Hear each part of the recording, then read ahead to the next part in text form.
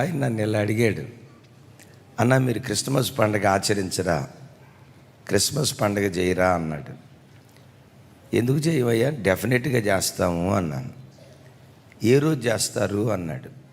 నేను ఒక మాట అన్నా, యేసయ్య మా హృదయంలో అడుగుపెట్టిన దినం నుండి ప్రతిరోజు క్రిస్మస్ పండుగ ఆచరించడానికి ప్రభు సహాయం చేశాడయ్యా. డిసెంబర్ 25వ తారీఖు ఒక్కరోజే ఓ తెలియని సంతోషం మా మీదకేం రాదు. ప్రభు హృదయములో ప్రకాశించిన ఆ దినం మొదలుకొని చెప్పసఖ్యము కాని మహిమాయుక్తమైన సంతోషం, ప్రభు అడుగుల్లో అడుగులు వేస్తూ ఆయన్ని సంతోషపరుస్తూ జీవించిన జీవితం జీవించినంత కాలం ప్రతిరోజు మా హృదయం పండగ దినంగానే ఉంటుందయ్యా. ఎవరో కొంతమంది క్రిస్మస్ 25వ తారీఖుని ఒక తెలియని సంతోషం, కొత్త బట్టలనో తిండెనో ఓ తెలియని సంతోషంతో ఉంటారేమో. కారణం ఏంటంటే ఈ ప్రపంచంలో క్రీస్తు అంటేనే సంతోషం, సమాధానం. ఆ సంతోష సమాధానాలను నోటి మాటలతో వర్ణించలేం. యేసు ప్రభు జననానికి దూతలు చెప్పిన మాట, ప్రజలందరికీ కలగబోవు మహా సంతోషకరమైన శుభవర్తమానం. ఇదొక జాతికో ఒక కులానికో ఒక మతానికో చెందింది కాదు, ప్రజలందరికీ కలగబోవు మహా సంతోషకరమైన సువర్తమానం. యేసును గూర్చిన వార్త ప్రజలందరికీ మహా సంతోషాన్ని కలుగు చేసే వార్త. ప్రభు నా హృదయంలో ఉద్భవించింది మొదలు, మన హృదయాల్లో ఉద్భవించింది మొదలు. ప్రతి దినం ఆ సంతోషాన్ని అనుభవించడానికి కృప చూపిన దేవునికి సమస్త ఘనతలు కలుగునుగాక. Amen, amen. నిజమే, దేవుని పిల్లలుగా మన జీవితాల్లో ఓ చక్కటి దివ్య సందేశం ఆదివారం దేవుని మందిరంలో విన్నప్పుడు ఆ రోజంతా పండగే. ఉదయం పడకల మీద నుంచి లేచి ఒక అర్ధగంట ఒక గంట తనివితేరా ప్రభువుని ఆరాధించినప్పుడు ఆ దినమంతా చెప్పసఖ్యము కాని మహిమాయుక్తమైన ఆనందమే.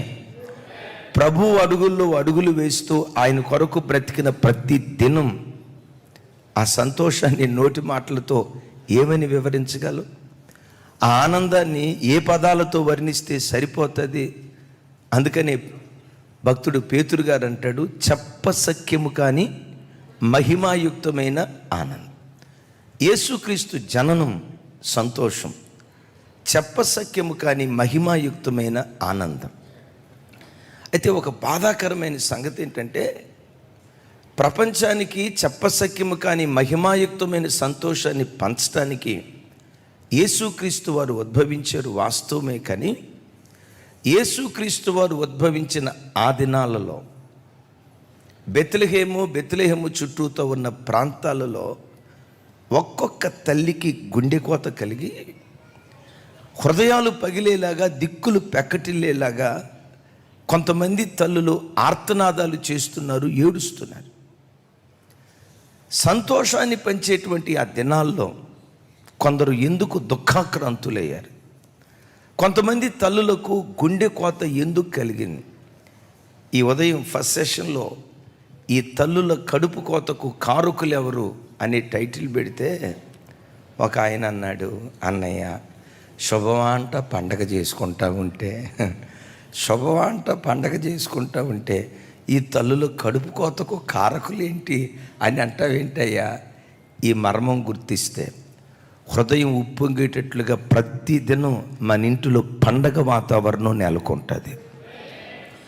యేసుక్రీస్తు జననం ప్రజలందరికీ కలగబోవు మహా సంతోషకరమైన సువర్తమానం. అయితే ఆ రోజుల్లో బెత్లెహేము చుట్టూతో ఉన్న గ్రామాలలో, యెరూషలేములో గుండెలు అవిసేలాగా కొంతమంది తల్లులు ఏడుస్తున్నారు.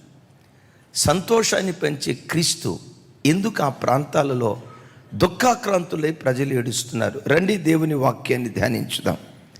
అందరూ చూడండి, మత్తయి సువార్త 2వ అధ్యాయం, మత్తయి సువార్త 2వ అధ్యాయం 16, 17, 18 వచనాలు. నాతో కలిసి చెప్పండి మాటలు. ఆ జ్ఞానులు తను అపహసించిరని హేరోదు గ్రహించి బహు ఆగ్రహము తెచ్చుకొని తాను జ్ఞానుల వలన వివరముగా తెలుసుకొని కాలమును బట్టి బెత్లెహేములోను దాని సకల ప్రాంతములలోనూ 2 సంవత్సరములు మొదలు తక్కువ వయసు గల మగపిల్లలందరినీ వధించెను. అందువలన రామాలో అంగలార్పు వినబడెను, ఏడ్పును మహారోదన ధ్వనియు కలిగెను. రాహేలు తన పిల్లల విషయమై ఏడ్చుచు వారు లేనందున ఓదార్పు పొందనొల్లకపోయెను అని ప్రవక్త అయిన ఇర్మియా ద్వారా చెప్పబడిన వాక్యము నెరవేరెను. ఇక్కడ రాహేల్ అనే మాట చూస్తాం. అంటే ఒక స్త్రీని గూర్చి కాదు కానీ యోధా జాతి అంతటిని రాహేలుతో పోల్చి, రాహేలు తన పిల్లల విషయమై ఓదార్పు పొందలేకపోతుంది, రామాలోనూ దాని చుట్టుపక్కల ప్రాంతాలలోనూ రోదన మహారోదన కలిగింది అని లేఖనాల్లో ఈ దివ్యమైన మాట చూస్తాం. ఏం జరిగింది? జ్ఞానులు హేరోదు దగ్గరికి వెళ్ళారు. యూదుల రాజుగా పుట్టినవాడు ఎక్కడా అన్నారు. వెంటనే హేరోదు గుండెల్లో భయం పుట్టింది. ఆ ప్రాంతంలో ఉన్న ధర్మశాస్త్రోపదేశకులను జ్ఞానులను పిలిచాడు. యూదుల రాజుగా పుట్టినవాడు ఎక్కడ పుడతాడు? బెత్లెహేము చుట్టూతా పుడతాడు.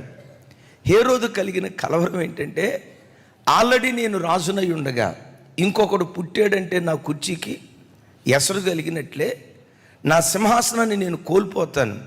జ్ఞానులకు కుయుక్తిగా చెప్పాడు. ఆయన ఎక్కడ పుట్టాడో ఆరాధించి కనుక్కొని నాకు చెప్పండి, నేను కూడా వచ్చి ఆయన్ని ఆరాధిస్తాను అన్నాడు. జ్ఞానులు దూత చేత హెచ్చరించబడిన వారై హేరోదు దగ్గరికి వెళ్లకుండా మరి ఒక మార్గాన తమ దేశానికి వెళ్ళారు. జ్ఞానులు తనను అపహసించారు అన్న సంగతి హేరోదు గ్రహించి, చూడండి, వాడికే మరణ తాకీదు జారీ చేశాడు. ఏమని? బెత్లెహేం, యెరూషలేం చుట్టుపక్కల ప్రాంతాలన్నిటిలో 2 సంవత్సరాల లోపు మగపిల్లలందరినీ నిర్దాక్షిణంగా వాళ్ళని చంపించేసాయి. ఒకసారి ఆలోచించండి. మరణశాసనం వాడు జారీ చేశాడు. వాడికే తల్లుల గుండెకోత, ఆ తండ్రుల ఆర్తనాధ్వని, ఆ పేగుబంధం ఎంత అల్లాడిపోతుందో ఆ కరుకోటకుడు ఎరగక వాడి సింహాసనం కొరకు, వాడి కుర్చీ కొరకు మరణశాసనాన్ని జారీ చేసి అంటాడు, బెత్లెహేము చుట్టుపక్కల ప్రాంతాలలో 2 సంవత్సరాల లోపు మగపిల్లలందరినీ చంపండి మరణశాసనం జారీ చేస్తే, దైవజనమ ఆ దినాలలో యెరూషలేము చుట్టూత మారణకాండ, నరవద, పసిపిల్లల రక్తం ఆ ప్రాంతాలలో ఏరులై ప్రవహిస్తూ ఉంది. ఆ తల్లి అప్పుడే ఒక మగబిడ్డను కంది, ఒడిలో పెట్టుకుంది, పాలిస్తూ ఉంది. పాలిస్తూ ఒడిలో ఉన్నటువంటి ఆ మగబిడ్డను ఈ సైనికులు వచ్చి బలవంతంగా లాగి, చరిత్రకారులు చెప్తారు, ఆకాశంలో పసిబిడ్డలను అట్లా ఎగరేసి పదునైన కత్తితో 2 ముక్కలు చేసి, ఈ ముక్క నీకు, ఈ ముక్క మాకు, కన్న తల్లి ఎదుట కడుపును పుట్టిన బిడ్డలను చంపుతూ ఉంటే ఒక్కొక్క తల్లి ఏడుస్తూ ఉంది. అయ్యో అయ్యో బిడ్డల్ని ఎలా కోల్పోతున్నావే, అయ్యో దారుణమైన మారణకాండ జరుగుతుందే, కన్న బిడ్డల మరణాన్ని కళ్ళతో చూడాల్సిన పరిస్థితి వస్తుందేనని రామాలో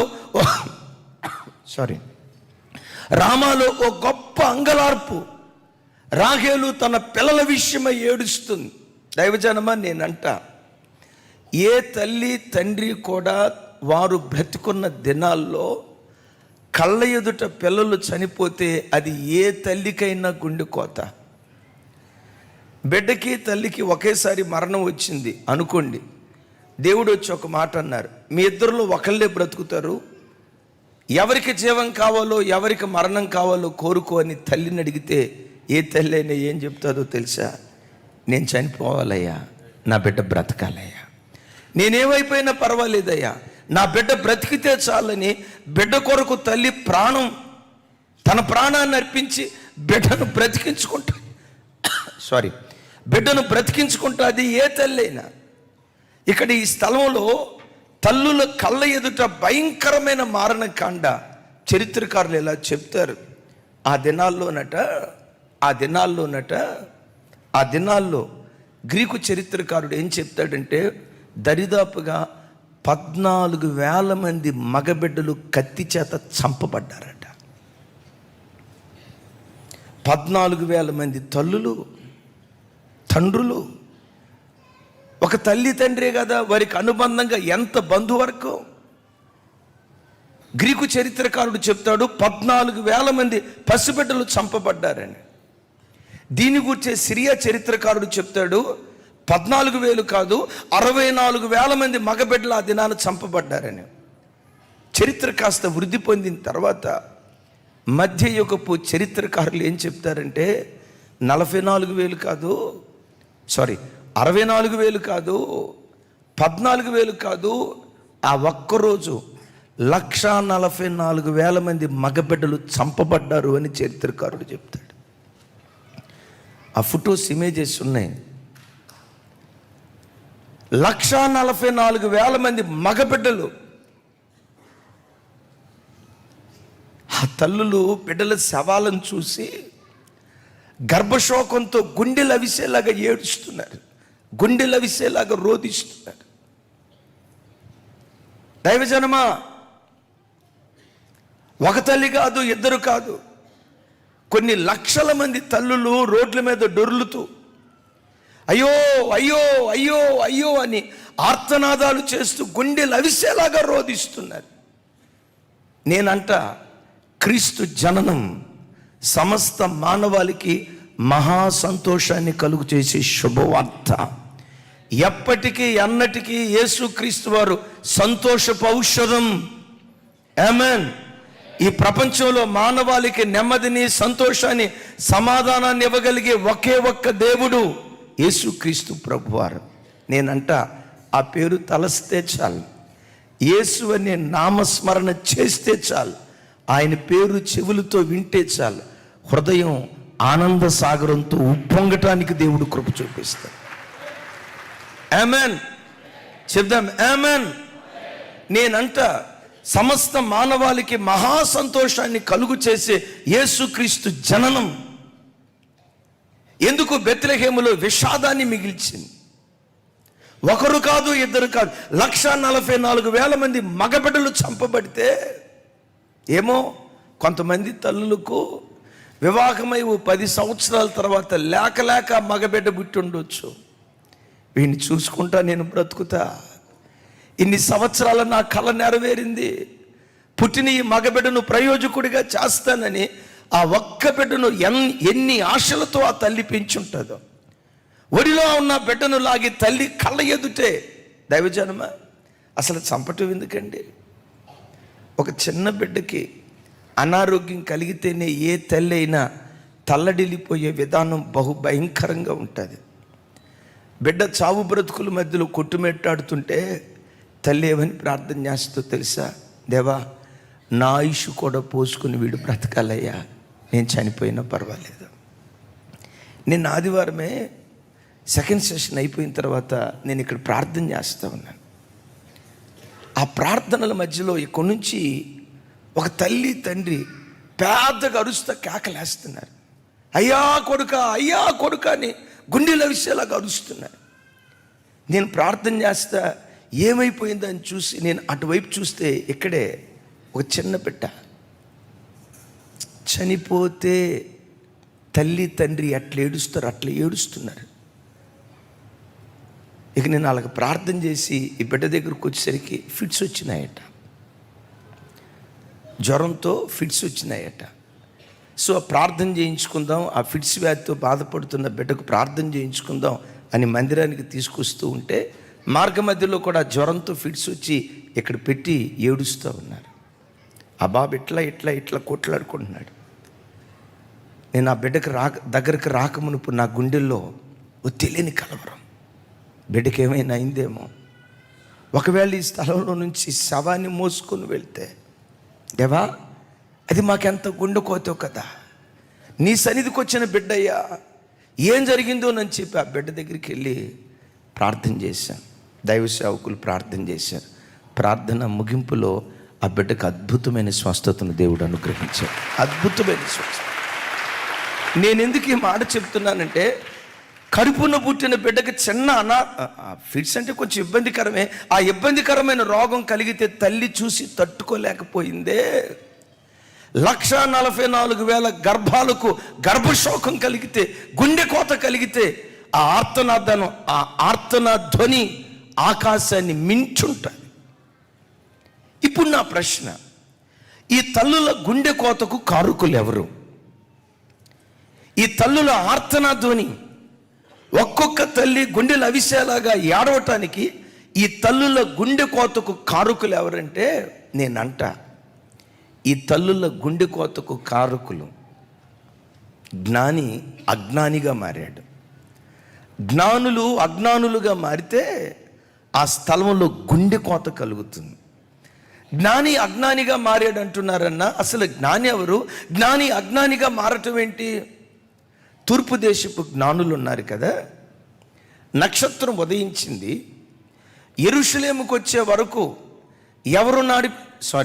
ఎవరు నడిపించిన మార్గంలో నడుచుకుంటూ వచ్చారు?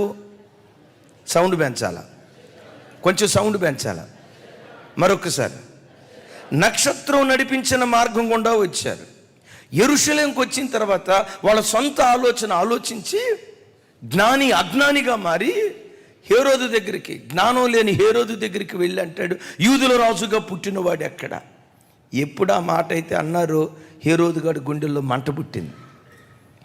నేను రాజునై ఉండగా ఇంకొకడు రాజుగా పుడితే నా కుర్చీ పోత కదా, నా సింహాసనం పోత కదా అని చెప్పి జ్ఞాని అజ్ఞానిగా మారటాన్ని బట్టి రామాలో అంగలార్పు, బెత్లెహేము చుట్టుపక్కల ప్రాంతాలలో నరవధ జరిగింది. దైవజనమ, నక్షత్రం నడిపించిన మార్గంలో నడిచారు. నడిచి ఒక స్థానానికి వచ్చిన తర్వాత ఈ జ్ఞానులు త్రోవ తప్పారు. నడవకూడని మార్గంలో నడిచారు, వెళ్ళకూడని మార్గంలో వెళ్ళారు, కలవకూడని వ్యక్తులను కలిశారు. తద్వారా ఈ భయంకరమైన మారణకాండ జరిగింది. మారణకాండ జరగటానికి క్రీస్తు జననం కాదు కారణం, జ్ఞాని అజ్ఞానిగా మారటం దీనికి కారణం. నా ప్రభు బిడ్డలారా, యేసుక్రీస్తు జననం, యేసుక్రీస్తు శబ్దం, యేసుక్రీస్తు మాట నీ కుటుంబానికి నిండు సంతోషాన్ని పుట్టిస్తుంది. ఆయన అర్థం చేసుకొని నడవవలసిన మార్గంలో నువ్వు నడిస్తే. చప్పలు కొడుతూ ప్రభు వారికి స్తోత్రాలు చెప్దాం. జ్ఞాని ఇక్కడ త్రోవ తప్పాడు. తల్లులారా నా వైపు చూడండి. ఒక తల్లిగా నీ పిల్లలను, ఒక తల్లిగా నీవు సరి అయిన త్రోవలు నడుస్తూ ఎక్కడ దారి తప్పకుండా, అడుగులు తడబడకుండా నడవవలసిన మార్గంలో నువ్వు నడిచి నీ పిల్లలకు ఒక మాదిరికరమైన మార్గాన్ని చూపిస్తే ప్రతిరోజు క్రిస్మస్ పండుగను ఆచరిస్తావు. నేనంట కారపు మెతుకులు తిన్న పరలోకపు సంతోషం భూలోకంలో నువ్వు అనుభవిస్తావు. తండ్రులారా నా వైపు చూడండి. నువ్వు జ్ఞానివి, నీ పిల్లలకు మార్గ నిర్దేశకుడివి. విశ్వాసులారా, రాబోయే తరాలకు మీరు మార్గదర్శకులు. మనం నడవవలసిన మార్గంలో నడిచి ఎక్కడా త్రోవ తప్పకుండా జ్ఞానిగా బ్రతికితే చెప్పసఖ్యము కానీ మహిమాయుక్తమైన ఆనందాన్ని అనుభవించడానికి దేవుడు కృప చూపిస్తాడు. ఈరోజు ఏ కుటుంబంలో చూసిన గుండె కోత కారణం ఏంటో తెలుసా? ఏ తల్లి హృదయాన్ని కదిలించిన గుండె కోత కారణం ఏంటో తెలుసా? ఏ తండ్రి హృదయాన్ని కదిలించిన గుండె కోత కారణం ఏంటో తెలుసా? ఏ పిల్లల హృదయాన్ని కదిలించిన గుండె కోత కారణం ఏంటో తెలుసా? తండ్రి దారి తప్పి బ్రతకటాన్ని బట్టి, తల్లి దారి తప్పి బ్రతకటాన్ని బట్టి. ఈ మధ్య జగదర్గుట్లో నేను చెప్పాను, ఆయన ఒక డాక్టర్, ఒక అందమైన భార్య, 2 చక్కటి పిల్లలు, 6 నెలల పసిబిడ్డ, 2 సంవత్సరాల మరొక బిడ్డ, 2 పిల్లలు. చూసిన వాళ్ళంతా అనుకున్నారు, బా ఎంత అద్భుతమైన కుటుంబం అని. దినాలు అట్లా సాగుతున్నాయి. ఈ డాక్టర్ ఒక బ్యూటీషియన్తో అక్రమ సంబంధంలో పడ్డాడు. అది అందట, మనిద్దరం ఏకమైపోదాం, నేను నీ భార్యను కావాలంటే నీకు నాకు మధ్యలో ఉన్న నీ భార్యను తొలగించాలి అని అందట. వీడు తన అపవిత్రపు కామవాంఛ తీర్చుకోవటానికి జ్ఞానిగా బ్రతకాల్సిన వాడు, పిల్లలకు మార్గాన్ని చూపించాల్సిన వాడు. బాబు, ఇది నీతి కలిగిన మార్గం, ఈ మార్గంలో నడవండి రాని జ్ఞానాన్ని బోధించాల్సిన వాడు అజ్ఞానిగా మారి, జ్ఞానాన్ని బోధించాల్సిన వాడు వెర్రివాడిగా మారిపోయి త్రోవ తప్పి తన అక్రమ సంబంధాన్ని కొనసాగించుకోవటానికి అడ్డుగా ఉన్న భార్య నిద్రపోతూ ఉంటే విషపు ఇంజెక్షన్ డాక్టర్ కదా ఏదో ఇంజెక్షన్ ఇస్తున్నట్లుగా నిద్రపోయేటప్పుడు విషపు ఇంజెక్షన్ ఇచ్చి పడకలు వేసి చంపేశాడు. బయటికి ఏదో చెప్పాడు, బయటికి ఏదో ఎలాగో చనిపోయిందని ఏవేవో చెప్పాల్సినవి చెప్పాడు. అయితే పోస్ట్ మాస్టర్ని చేశారు. ఈ కార్యక్రమం అంతా అయిపోయింది. పోలీసు వాళ్ళు మామూలు వాళ్ళు కాదు, పోలీసు వాళ్ళు మనకులాగే ఉంటారు. కానీ నేను అప్పుడప్పుడు చెప్తా, అందరూ ఆవలిస్తే పేగులు లెక్క పెడతారు. పోలీసు మహాశయులు ఉన్నారు కదా, ఆవలించకుండానే పేగులు లెక్క పెట్టేస్తారు. సూపులోనే ఈడు దొంగ దొర కనిపెట్టగలుగుతారు. ఆమెన్. ఎందులో మన చర్చి కూడా ఒక 3-4 పోలీసు వాళ్ళు వస్తారు. అది పబ్లిక్గా చెప్పలేను. చూడటానికి కొన్నిసార్లు అతని మాట వెర్రిగా ఉంటుంది, కానీ బ్రెయిన్ ఉంది చూసారా. నేను అప్పుడప్పుడు అంట, నిజంగా నీది పోలీసోడు బుర్రేనయ్యా అంటాను. మహా తెలివిగా ఉంటారు, మనకులాగే మాట్లాడతారు. కానీ దేవుడు వాళ్ళకి ఇచ్చే జ్ఞానం కారణం ఏంటో తెలుసా? లోకాన్ని నీతి న్యాయాలతో నడిపించడానికి అధికారులకు దేవుడు ఆ జ్ఞానం ఇస్తాడు ప్రజల కొరకు. చప్పట్లు కొడుతూ స్తోత్రాలు చెప్దాం. మొత్తానికి పోస్ట్ మార్టం రిపోర్ట్ వచ్చింది. ఈ అమ్మాయి ఎవరో చంపలేదు, లేకపోతే ఆత్మహత్య చేసుకోలేదు, భర్తే చంపాడు అన్న విషయాలన్నీ కూడా బయటకు వచ్చేసాయి. ఇక భర్తే చంపాడు అన్న వివరం బయటకు వచ్చిన తర్వాత డెఫినెట్గా నన్ను అరెస్ట్ చేసి పోలీస్ స్టేషన్లో పెడతారు, జైల్లో పెడతారు.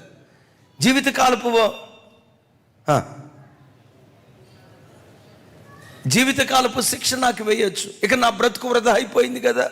నేను ఈ బ్రతికే కంటే చనిపోతే మంచిదని బెంగళూరు ప్రాంతంలో రైల్వే ట్రాక్ ఉంటే ఆ రైల్వే ట్రాక్ దగ్గరికి వెళ్ళి మరొక 5 నిమిషాల్లో ట్రైన్ రాబోతుందనగా రైల్వే ట్రాక్ మీద పండుకొని ఆత్మహత్య చేసుకునే ముందు తను ప్రేమించిన ప్రియురాలు ఉంది కదా, ఆ ప్రియురాలకి వీడియో కాల్ చేశాడు. నేను చేసింది బయటపడిపోయింది, డెఫినెట్గా జైల్లో పడిపోతాను, ఇంత అవమానం భరించే కంటే నేను చనిపోతే మంచిది కదా అని చెప్పి వీడియో కాల్ చేసుకుంటా ట్రైన్ వస్తూ ఉంటే ఆత్మహత్య చేసుకొని చనిపోయాడు. ఇక ప్రియుడు ఆత్మహత్య చేసుకొని చనిపోయిన తర్వాత నేను బ్రతకటం ఎందుకని అమ్మాయి కూడా ఫ్యాన్ కురేసుకొని చచ్చిపోయింది. ముంతాజ్ బేగం, మరి ముంతాజ్ బేగం ఆత్మహత్య చేసుకొని చచ్చిపోయింది. దైవజనమా, కొంచెం ఘాటైన మాట చెప్తున్నాను, క్షమించండి. చచ్చినోడు చచ్చాడు. పసిబిడ్డలు అనాథలైపోయారు. ఆ పసిబిడ్డలకు గుండె కోత. ఒక్కడి పాపం 3 ప్రాణాలు పొట్టను పెట్టుకుంది. ఓ పచ్చడి సంసారంలో నిప్పులు పోసింది. ఈరోజు వాక్యం వింటున్న ఓ తల్లి, నువ్వు బ్రతకాల్సిన రీతిలో బ్రతకపోతే, ఓ తండ్రి నువ్వు బ్రతకాల్సిన రీతిలో బ్రతకపోతే, జ్ఞానాన్ని నేర్పాల్సిన నీవు అజ్ఞానిగా మిగిలిపోతే ఇంట్లో బిడ్డలకు గుండె కోత మిగులుతుంది. జాగ్రత్త. పిల్లలకు గర్భశోకాన్ని మిగిల్చేవాడిగా మిగిలిపోతావు. జాగ్రత్త. ఇక్కడ ఒక ప్రశ్న, రాహేలును గుర్చిన ప్రస్తావన ఎందుకు ఇక్కడ తీసుకొచ్చాడు? యేసుక్రీస్తు వారు బెత్లెహేములోనే పుట్టడానికి కారణం ఏంటి? ఒక అద్భుతమైన చరిత్ర. ఇక్కడ ఇశ్రాయేలు జాతిని అలంకారంగా పోలుస్తూ రాహేలు అనే పదాన్ని వాడటం మాత్రమే కాదు, తల్లి రాహేలు తన భర్త యాకోబుకు గుండె కోత మిగిల్చింది. తల్లి రాహేలు తన పిల్లలైన యోసేపుకు బెన్యామీనుకి గుండె కోత మిగిల్చింది. ఎక్కడ? సరిగ్గా ఇదే బెత్లెహేములో. విచిత్రం ఏంటంటే, యాకోబు దేవుని పిలుపునందుకొని లాబాను యొద్ద నుండి తండ్రి ఇంటికి బయలుదేరాడు. తండ్రి ఇంటికి బయలుదేరేటప్పుడు రాహేలమ్మ తల్లి ఏం చేసిందో తెలుసా? లాబాను యొక్క గృహదేవతల్లో ఒక దేవతను దొంగిలించింది. ఎందుకు ఆ దేవతను దొంగిలించిందంటే, ఎవరో చెప్పారట, అమ్మ ఈ దేవతని ఇంట్లో పెట్టుకుంటే నీ దేవుడే, నేను కాదన్నా, దేవుడని యెహోవా నువ్వు నమ్ముకున్నావు, మేము వద్దాను, నీ దేవుడే, కానీ ఈ దేవతకు అప్పుడప్పుడు నువ్వు దండం పెట్టమ్మా. ఈ దేవతకు దండం పెడితే వచ్చే లాభం ఏంటి అంటే, ఎవతో ఒకటి పనికి మాలింది చెప్పిందంట, ఈ దేవతనే కనుక నువ్వు అప్పుడప్పుడు పూజ చేస్తే నీ భర్త బతుక్కాలమంతా. మన కుర్రకారు ఉంటారు కదా, ఈ కుర్రకారు CBZ బండ్లు ఎక్కువగా ఉంటారు. స్ప్లెండర్ ప్లస్ బండి అసలు మనోళ్ళకి నడవదు, వెనక తోకలాగా పైకి లేచి ఉంటుంది కదా. నువ్వు అట్టాటి కొనలేదుగా, చూడండి, వెనక తోక పైకి లేచి ఉంటుంది కదా తమ్ముడా, వెనక తోక పైకి లేచి ఉంటుంది కదా. కుర్రకారు ఎక్కువగా అదే బండి కొంటారు. తోక వెనకట్లా పైకి లేచిన బండి. ఎందుకో తెలుసా? తోకట్లా పైకి లేస్తే వెనక ఎలిక పిల్లని పెట్టుకుంటాడు కదా మా వాడు. ఈ ఎలిక పిల్లని పెట్టుకున్న తర్వాత ఎలిక పిల్ల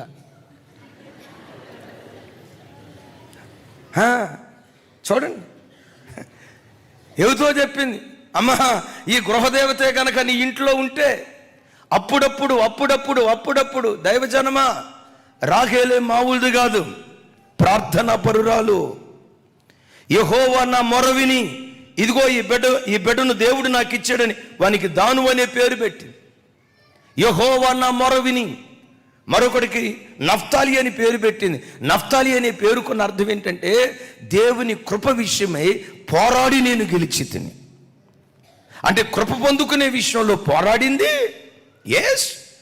ప్రార్థన విషయంలో దేవుని సన్నిధిలో మొరపెట్టింది. ప్రార్థన ద్వారా ఇన్ని గొప్ప విజయాలు సాధించిన రాహేలు, ప్రార్థనా పరురాలైన రాహేలు, ఆత్మీయురాలైన రాహేలు ఇప్పుడు శరీరానుసారాలుగా మారిపోయి, నా వైపు చూడు, శరీరానుసారాలుగా మారిపోయి దేవుని మీద ఉండాల్సిన నమ్మకం, దేవుని మీద ఉంచాల్సిన నమ్మకం గృహదేవతల ఈ పనికి మాలిన బొమ్మల మీద ఆ తల్లి నమ్మకం వచ్చింది. దైవజనమా, నీ జీవితంలో విశ్వాసం ఏదైనా ఉన్నదంటే అది యేసు మీద మాత్రమే ఉండునుగాక. యేసే నీ విశ్వాసానికి కర్త, నీ దిక్సూచి, నీ నమ్మకం సమస్తము యేసు క్రీస్తు వారే అయి ఉండునుగాక. చప్పలు కొడితే యేసయ్యకు స్తోత్రాలు చెప్దాం. యేసు మీద తప్ప ఒక వస్తువు మీదో, ఒక వ్యక్తి మీదో, ఒక స్థలం మీదో ఆయన పిల్లలైన మనం నమ్మిక ఉంచుకుందుం గాక. విశ్వాసమునకు కర్త ఆయనే, మనలో విశ్వాసపు బీజాన్ని పుట్టించిన వాడాయనే, నమ్మిక పుట్టించిన వాడాయనే. మన నమ్మకం ఆయన మాత్రమే అయ్యుండును గాక. చప్పలు కొడితే యేసయ్యకు స్తోత్రాలు. గృహప్రవేశానికి వెళ్ళాం ఒక చోట. అక్కనే నన్ను పిలిచి, అన్నయ్య పాలు పొంగిచ్చండి అన్నయ్య అన్నారు. ఒరే పుణ్యాత్ములారా, పాలు పొంగించడం ఏంటి అంటే, ఈలోపు ఒక పాస్టర్ గారు అంటాడు, బైబిల్లో కూడా రాయబడి ఉంది కదా అయ్య గారు అన్నాడు. బైబిల్లో ఎక్కడ రాయబడింది అయ్యా? నాకు తెలియని బైబిల్లో ఏమి రాసి ఉంది, ఎక్కడ రాసి ఉంది అంటే, బైబిల్ ఏమని రాసి ఉంది అయ్య గారు, నా గిన్నె నిండి పొంగి. అబ్బాబ్బాబ్బాబ్బా, మనోడికి అది అర్థమైంది. ఇప్పుడు పొంగించింది ఏమైపోద్ది? పొంగిపోద్దా? మీ తెలివి సేకట పడ. పొంగించింది నేలపాలు అయిపోద్ది కదా. మన కష్టాధ్యతో నేలపాలు అయిపోవాలా? కొంతమంది గృహప్రవేశం క్రైస్తవులే ముఖద్వారం దగ్గర నిలవబడి ఫోటో, రేపు అట్లాగే అయిపోతాయి బ్రతుకులు. ఒక గృహప్రవేశానికి వెళ్తే గుమ్మడికాయ రాజశేఖరయ్య గారికి ఇచ్చారు పక్కల కొట్టమని.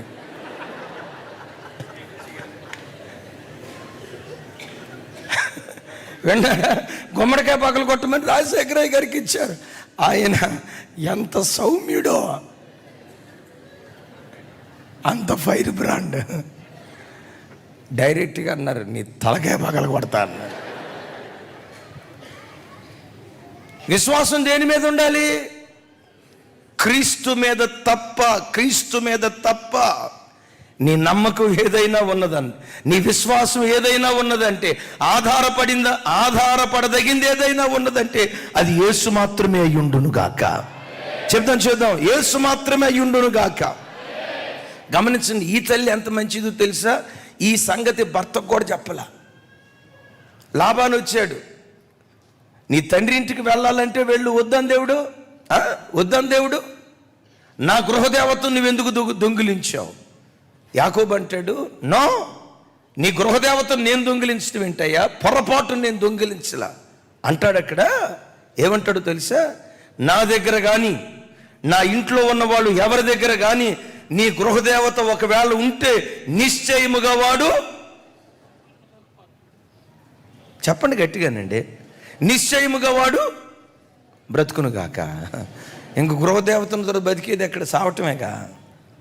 నిశ్చయంగా వాడు చచ్చునుగాక అన్నాడు. ఈ సంగతి యాకోబుకు తెలియక రాహేలు మీద, ఎందుకంటే రాహేలు మీద ఎట్లాంటిదో తెలుసా? భర్తకు తెలియకుండా రహస్యాలు మెయింటైన్ చేసేది. ఈరోజు కుటుంబాలు చిన్నాభిన్నమైపోవటానికి, కడుపున పుట్టిన బిడ్డలకు కడుపు కోత మిగల్చడానికి, నా తండ్రి ఒక ఆదర్శవంతమైన వాడు, నా తల్లి ఒక ఆదర్శవంతమైంది, వీళ్ళ అడుగుజాడల్లో నడిస్తే చాలు నేను పరలోకానికి చేరుకుంటాను అని చెప్పుకోవలసిన పిల్లలు, ఇలాంటి తండ్రి కడుపు నేను ఎందుకు పుట్టానా, ఇలాంటి తల్లి కడుపు నేను ఎందుకు పుట్టానా, వీళ్ళ కడుపును కాకుండా ఇంకో మంచి భక్తి కలిగిన వాళ్ళ కడుపు నేను పుడితే బాగున్నా. కడుపున పుట్టిన పిల్లలే తల్లిదండ్రుల విషయమై ఏడుస్తున్న దినాలు ఇవి. కారణం ఏంటో తెలుసా? రాహేలమ్మ రహస్య జీవితం జీవించినట్లుగా కొంతమంది స్త్రీలకు భర్తకు తెలియకుండా కొంత సీక్రెట్ లైఫ్ ఉంటుంది. ఇక మా పురుష మహాశైలు మామూలోళ్ళు కాదు. భార్యకు ఒక్క మాట కూడా చెప్పడం. ఏమన్నా అడిగితే, ఏమండి మన జీతం ఎంత, మీ జీతం ఎంత అని అడిగింది అనుకోండి, ఆ లెక్కలు అవసరమా? నీకు కావాల్సింది తెచ్చి పడేస్తా తిని. అరే నీ భార్య దగ్గర రహస్య జీవితం. దైవజనమా, భార్యాభర్తల పవిత్రమైన దాంపత్యం ఎలా ఉండాలో ఏదేను తోటలో మనం చూస్తాం. ఏదేను తోటలో అవ్వ ఆదాములను గూర్చి ఓ చక్కటి మాట చూస్తాం కదా. వారిద్దరూ దిగంబరులు అని రాసి ఉంటుంది. నాతో కలిసి చెప్పండి, వారిద్దరూ చెప్పాలి. వారిద్దరూ దిగంబరులు. ఆ మాటకున్న అర్థం ఏంటంటే, దిగంబరులు అనే పదం వాడటానికి కారణం ఏంటంటే, భార్య దగ్గర భర్తకు దాపరికం ఉండకూడదు. ఆమెన్ చెప్పండి. భార్య దగ్గర భర్తకు దాపరికం ఉండకూడదు. భర్త దగ్గర భార్యకు, తల్లిదండ్రుల దగ్గర పిల్లలకు, చెప్పాలి, పిల్లల దగ్గర తల్లిదండ్రులకు. మీ దగ్గర దాపరికం ఉందో లేదో ఇప్పుడు నేను మిమ్మల్ని అడుగుతాను. మీ దగ్గర ఉన్న ఫోన్లో ఎంతమంది ఫోన్లకు లాక్ ఉంది, పాస్వర్డ్ ఉంది? చేతులు ఎత్తండి. ఎత్తనోళ్ళంతా పాపాత్ములు. ఎందుకో చెప్పంటారు, అందరి ఫోన్లకు ఉందదే. నీ ఫోన్ లాక్ ఇక అందరూ దించేసేయండి. యథార్థంగా చెప్పండి, నీ ఫోన్ లాక్ నా తల్లిదండ్రులకు తెలుసు, పాస్వర్డ్ వాళ్ళకి తెలుసు అన్న బిడ్డలు చేతులు ఎత్తండి. జానన్న, నీకు తల్లిదండ్రులు ఎక్కడున్నారు జానన్న? జానన్న ఎట్లా చేయి పైకి ఎత్తాడు. మా వైజయంకేని పరలోకం పంపిస్తేవి. రైట్. ఎరా మీరు చేతులు ఎత్తారు, మీకు ఫోన్లు ఉన్నాయరా? ఒరే పుణ్యాత్ములారా, లాక్. భర్త పాస్వర్డ్ భార్యకు తెలియదు, అది సంసారమా? భార్య పాస్వర్డ్ భర్తకు తెలియదు, అది కాపురమా? భార్య అకౌంట్ భార్యకే, భర్త అకౌంట్ ఉండకూడదని కాదు. భార్య లావాదేవీలు భర్తకు తెలియవు, భర్త లావాదేవీలు భార్యకు తెలియవు. దైవజనమా, భర్తకు తెలియని రహస్య జీవితం తాను ఆచరించడాన్ని బట్టి యాకోబుకు కడుపు కోత మిగిల్చింది. రాహేలు కడుపున పుట్టిన యోసేపు, బెన్యామీనులకు కడుపు కోత మిగిల్చింది రాహేలు. అందుకనే దేవుడు ఇక్కడ అంటాడు, రాహేలు తన పిల్లల విషయమై చనిపోతూ ఏడుస్తుంది.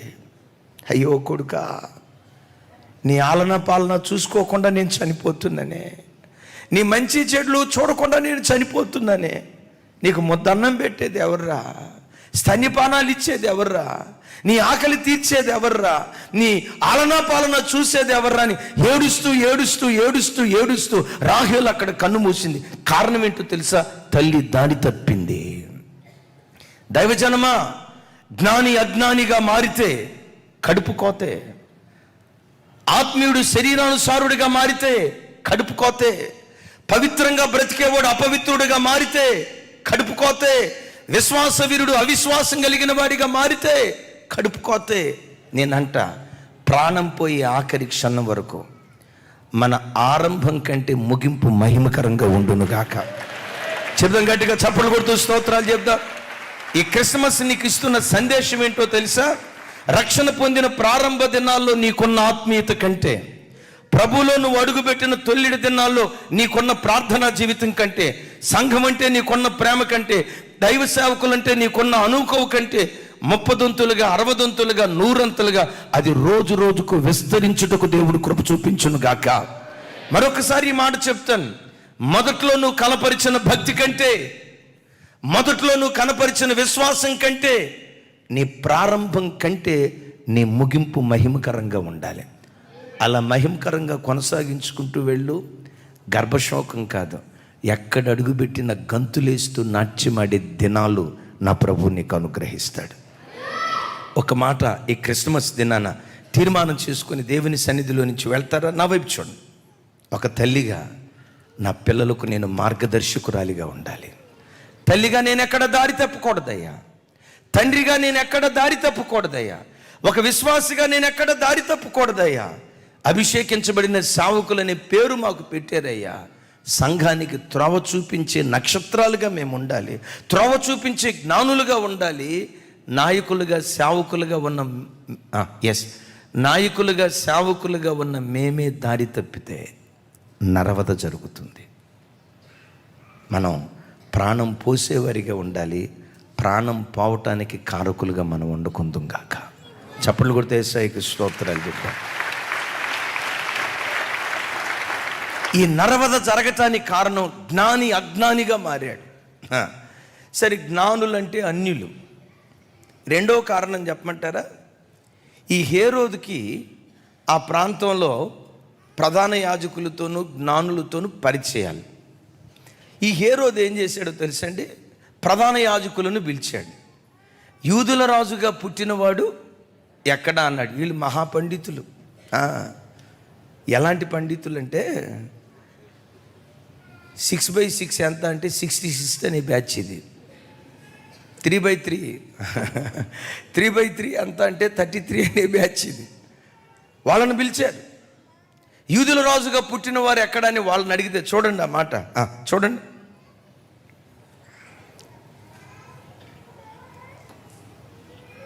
రెండవ అధ్యాయం 4-5 వచనాలు.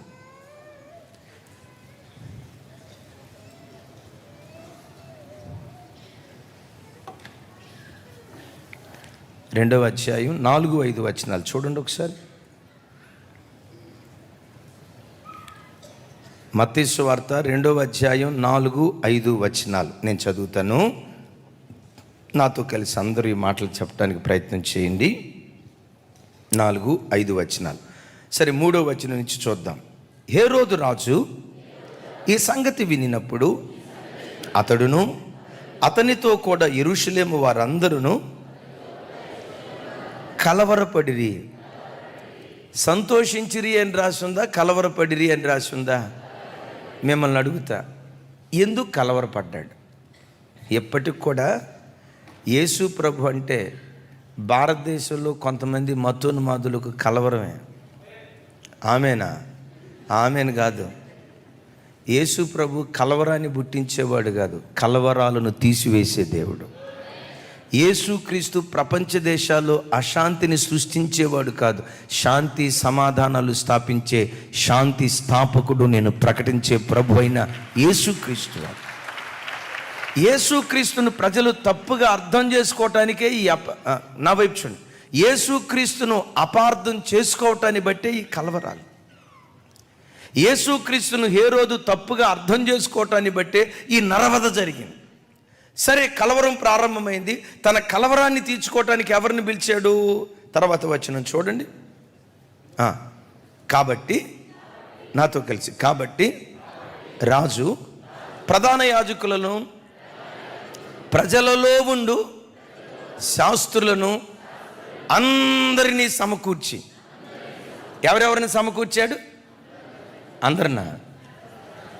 అదే మరి, అందరిని కాదు తల్లి. ప్రజలలో ఉండు, ప్రజలలో ఉండు శాస్త్రులందరినీ. అంటే ధర్మశాస్త్రంలో శాస్త్రులుగా పిలువబడుతున్న వాళ్ళు ఎవరో వింటున్నారా? ధర్మశాస్త్రంలో శాస్త్రులుగా పిలువబడుతున్న వాళ్ళు ఎవరో ఆ శాస్త్రులందరినీ పిలిచాడు. ప్రధాన యాజకులందరినీ పిలిచాడు. రిటైర్మెంట్ అయిన ప్రధాన యాజకుల్ని, అప్పుడు ప్రస్తుతం పోస్టులో ఉన్న ప్రధాన యాజకుల్ని అందరినీ పిలిచి అంటాడు, యూదుల రాజుగా పుట్టేవాడు ఎక్కడ పుడతాడు అని. చూడండి తర్వాత వచనం. సమకూర్చి నాతో కలిసి చెప్పండి, క్రీస్తు ఎక్కడ పుట్టునని వారిని అడిగాను. అందుకు వారు, యోదయ బెత్లెహేములోనే. ఎలయనగా, యోధా దేశపు బెత్లెహేమా, నువ్వు యోధా ప్రధానులలో ఎంత మాత్రము అల్పమైన దానివి కాదు. ఇశ్రాయేలీలను, నా ప్రజలను పాలించు అధిపతి నీలో నుండి వచ్చును అని ప్రవక్త ద్వారా రాయబడి ఉన్నది. ఒకసారి చూడండి. ఈ జ్ఞానులు బైబిల్ అంతా చదివి, అదే పాత నిబంధన అంతా చదివి, మొత్తం గ్రంథాలు వెతికి ఎక్కడో కాదయ్యా, యెరూషలేం పక్కన బెత్లెహేము ఎఫ్రతా ఉందే, బెత్లెహేము ఎఫ్రతాలో యూదుల రాజు పుడతాడయ్యా. ఆ యూదుల రాజు పుట్టి పెరిగి పెద్దవాడైన తర్వాత యోధా ప్రజలను అన్యుల చేతిలో నుండి, అంటే రోమా ప్రభుత్వపు సంఖ్యలలో నుంచి విడిపించి ఆయన రాజుగా ఉండి పరిపాలన చేస్తాడు అని చెప్పకనే చెప్పారు. ఆ రాజు గనక పెరిగి పెద్దోడయ్యాడా, నీ కుర్చీ కొలాసే, నీ కుర్చీ పని అయిపోయినట్టే అని చెప్పారు. నేనంట వీళ్ళు జ్ఞానులే కానీ లేఖనాన్ని తప్పుగా అర్థం చేసుకున్నారు. యేసుక్రీస్తు అనే మెస్సయ్య వస్తారు, వాస్తవమే. క్రీస్తు అనే మెస్సయ్య లోకంలో ఉద్భవించిన తర్వాత భూలోక రాజ్యాన్ని స్థాపిస్తానన్నారా, పరలోక రాజ్యాన్ని స్థాపిస్తానన్నారా? రోమా సామ్రాజ్యపు ప్రభుత్వాన్ని పడగొడతానన్నారా, సాతాను ప్రభుత్వాన్ని పడగొడతానన్నారా? ఇప్పటికీ క్రైస్తవ సంఘాలకు యేసుక్రీస్తును సరిగ్గా అర్థం చేసుకోలేదు. ఆ కాలపు జ్ఞానులు అర్థం చేసుకోలేదు, ధర్మశాస్త్రోపదేశకులు అర్థం చేసుకోలేదు, ప్రధాన యాజకులు అర్థం చేసుకోలేదు. వాళ్ళు తప్పుగా అర్థం చేసుకుంది ఏంటంటే, యేసుక్రీస్తు భూ సంబంధమైన రాజు. శిష్యులు కూడా అట్లాగే అనుకుని యేసు ప్రభు దగ్గరికి గాడిద పిల్లని తీసుకొని వచ్చి ఆ గాడిద మీద కూర్చోబెట్టి, అయ్యా నేను రాజుగా ఊరేగిస్తాం కూర్చోయ్యా అంటే, యోహాను సువార్త 6వ అధ్యాయంలో రాసి ఉంటుంది, ఆయనను రాజుగా చేయాలని ప్రజలందరూ ఉద్దేశిస్తున్నారని ఎరిగి యేసు ప్రభు అరణ్యానికి పారిపోయాడట. ఏమండి, ఇప్పుడు తెలంగాణ రాష్ట్రానికి నేను ముఖ్యమంత్రిని చేస్తానని ఎవరైనా అన్నారనుకోండి, ఏమంటారు మీరు? అదేదో అర్జెంటుగా చేయండి అయ్యా, కుర్చీ వద్దనేది ఎవరు? నేను రాణిగా చేస్తాను, రాజుగా చేస్తానంటే ఆ సింహాసనానికి పరిగెత్తుకుంటా వస్తారు కదా. కానీ ప్రభు పారిపోయాడు. కారణం ఏంటో తెలుసా? యేసు ప్రభు వారు ఈ లోక రాజ్యాలను స్థాపించడానికి ప్రభు రాలేదు. చప్పలు కొడుతూ ప్రభు వారికి స్తోత్రాలు చెప్పారు. మరొక మాట మీకు అర్థమయ్యే మాట చెప్పాలంటే, యేసుక్రీస్తు వారు సిలువ మరణానికి అప్పగించబడేటప్పుడు పిలాతు ఒక మాట అంటాడు, నువ్వు యూదుల రాజువా? ముందు మాట చదవాలా? మీరు అన్న వెంటనే నువ్వు అన్నట్టే నేను అల్లా. ముందేమన్నాడు తెలుసా? నా రాజ్యము భూ సంబంధమైనది కాదు, నా రాజ్యము లోక సంబంధమైనది కాదు, లోకపు రాజ్యాలను కోల్చటానికి నేను రాలేదు, నా రాజ్యం అసలు భూ సంబంధమైంది కాదు. మరి యేసుక్రీస్తు ప్రభు వారు ఎందుకు వచ్చినట్లు? దైవజనమా, ఆదాము కాలం నుండి ప్రపంచ దేశాలను సాతాను రాజుగా ఉండి పరిపాలన చేస్తున్నాడు. సాతాను కబంధ హస్తాలలో మానవాళి నలిగిపోతా ఉంది. చీకటిలో, అంధకారంలో ప్రజలు చిందులాడుతున్నారు. ఆదాము కాలం మొదలుకొని నేటి వరకు ప్రతి మనుషుడు సాతాను రాజ్యంలో చిక్కుకొని జీవితాలు సమూల నాశనం అయిపోతూ ఉన్నాయి. యేసుక్రీస్తు ఎందుకు వచ్చారో చెప్తాను, అందరూ నా వైపు చూడండి. అంబేద్కర్ గారు అనేవాళ్ళట, అగ్రవర్ణాల చేతిలో మా దళిత జాతి అణగారిపోతుంది. అగ్రవర్ణాల చేతుల నుండి నా జాతి ప్రజలకు స్వాతంత్రం కావాలి. తన జాతి ప్రజల కొరకు అంబేద్కర్ గారు పోరాడారు. గాంధీ మహాత్ముడు ఉన్నారు కదా, ఆంగ్లేయుల చేతిలో మా దేశం కబంధ హస్తాలలో చిక్కుకుపోయింది.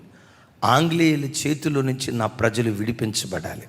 2000 సంవత్సరాల క్రితం యేసుక్రీస్తు వారు వచ్చింది అపవాది చేతిలో నుంచి ప్రజలను విడిపించాలని. అపవాది రాజ్యాన్ని కూల్చి భూమి మీద దైవ రాజ్యాన్ని, ఏది లోకపరమైన సింహాసనం కాదు, సాతాను రాజ్యాన్ని కూల్చి దైవ రాజ్యాన్ని స్థాపించాలని, ఆ దైవ రాజ్య నిర్మాణం కొరకు యేసుక్రీస్తు వారు ఈ లోకానికి వచ్చారు. యేసయ్యకి మహిమ కలుగును గాక. నేనంట, అంబేద్కర్ గారు ఒక దళిత జాతి కోసం పోరాడారేమో, గాంధీ మహాత్ముడు భరత జాతి కోసం పోరాడారేమో. నేను ప్రకటించే యేసుక్రీస్తు వారు సమస్త మానవాళి కొరకు పోరాడిన పోరాట యోధుడాయన. ఆయన ఒక జాతికి చెందినవాడు కాదు, ఒక కులానికి, ఒక ప్రాంతానికి చెందినటువంటి వాడు కాదు. నేను మరోసారి ఈ మాట చెప్తాను. నెల్సన్ మండేలా ఆఫ్రికా ఖండంలో ఉన్న నల్ల జాతీయుల కొరకు పోరాడాడు. ఎస్. అబ్రహాం లింకన్ అమెరికా దేశ ప్రజల కొరకు పోరాడాడు.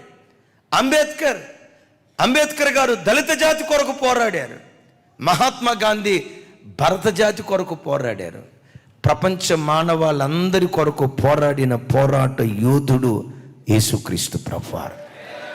మరొకసారి ఆయనకి చప్పట్లు కొడుతూ స్తోత్రాలు చెప్దాం.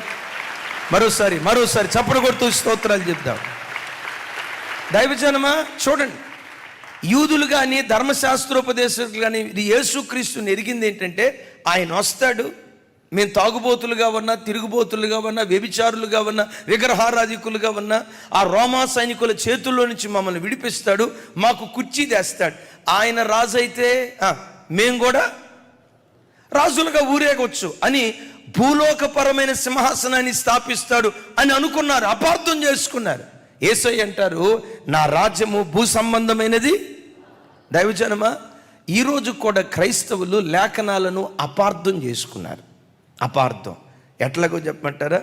యేసు ప్రభు అంటంతో రోగాలు తగ్గించే డాక్టర్ గారు స్పెషలిస్టు, మోయబడిన గర్భాలు తెరిచే స్పెషలిస్టు, సంతానం ఇచ్చే దాంట్లో స్పెషలిస్టు, పేదవుని తీసుకెళ్ళి ఎక్కడమ్మా సింహాసనమా, ఏ ఊరిలో ఉంది అది? యేసు ప్రభుని భూ సంబంధమైన వాడిగానే పరిచయం చేస్తున్నారు. యేసు ప్రభుని భూ సంబంధమైన ఆశీర్వాదాలు ఇచ్చే వ్యక్తులుగానే పరిచయం చేస్తున్నారు. చాలామంది నమ్మి యేసు ప్రభు నమ్ముకుంటే మనం ఎలా బ్రతికినా మనం ఆశీర్వదించబడతామంట, మనకు ఎన్ని కలుగుతాయటని భూ సంబంధమైన వాటి కొరకు వచ్చి చివరికి అవి దొరక్కపోతే ఈ దేవుని నమ్మాం, మాకేమీ దొరకలేదే, వీళ్ళు చెప్పేదంత అబద్ధమని సత్యదేవుణ్ణి కొంతమంది దుర్బోధకులు బోధించే బోధ వలన సత్యదేవుని విడిచిపెట్టి అసత్యమైన వాటి వైపు తిరుగుతున్నారు. మరి యేసు ప్రభు వీటిని ఇవ్వడా? 100కి 100 పాళ్ళు ఇస్తాడు. అయితే యేసుక్రీస్తు దగ్గరికి రావాల్సిందే. నేను ఒకటే మాట అంట, యేసుక్రీస్తు దగ్గరికి రావాల్సిందే. భూ సంబంధంగా ఏదైనా ఇస్తాడేమో అని కాదు, ప్రతి మనుషుడు యేసు దగ్గరికి రావాల్సిందే. ఈ ప్రపంచంలో మానవాళికి పరలోకాన్ని ఇవ్వగలిగే ఒకే ఒక్క దేవుడు, పరలోక రాజ్యాన్ని ఇవ్వగలిగే ఒకే ఒక్క దేవుడు, మట్టి గట్టాన్ని మహిమా లోకంలో కూర్చోబెట్టగలిగే ఒకే ఒక్క దేవుడు, నా ఆరాధ్య దైవం ప్రభు అయిన యేసుక్రీస్తు వారు. ఎవరైనా నిన్ను కదిలించారు, అమ్మా యేసు ప్రభుని ఎందుకు నమ్ముకున్నావురా, నిన్ను అడిగితే ఠకమని చెప్పాల్సిన మాట ఏంటో తెలుసా? పరలోక రాజ్యం కొరకు యేసు ప్రభు నమ్ముకున్నానయ్యా, మోక్ష రాజ్యం కొరకు యేసు ప్రభు నమ్ముకున్నానయ్యా. యేసు ప్రభువే పరలోకం ఇస్తాడా? ఆయన అన్నారు, నేనే మార్గం. సౌండ్ పెంచాల కొంచెం గట్టిగా. నేనే మార్గం, నేనే సత్యం, నేనే జీవం, నా ద్వారా తప్ప ఎవ్వడును తండ్రి యొద్దకు చేరలేడు అంటాడు. నేను కూడా మార్గం అనలా, నేను కూడా సత్యం. చాలా మార్గాలు ఉన్నాయి, ఆ మార్గాల్లో నేను కూడా ఒక మార్గం అనలా. ప్రభు రూఢిగా చెప్పిన మాట, దైవజనమ, ప్రభు రూఢిగా చెప్పిన మాట, నేనే మార్గం, నేనే సత్యం, నేనే జీవం, నా ద్వారా తప్ప. దైవజనమా, నా తట్టు చూడు. కష్టపడి సంపాదిస్తే డబ్బు, కష్టపడి పనిచేస్తే డబ్బు సంపాదించవచ్చు. ఆరోగ్యం పాడైతే హాస్పిటల్కి వెళ్ళి బాగు చేసుకోవచ్చు. ఐవీఎఫ్ చేసుకొని మోయబడిన గర్భాలు తెరిపించుకోవచ్చు.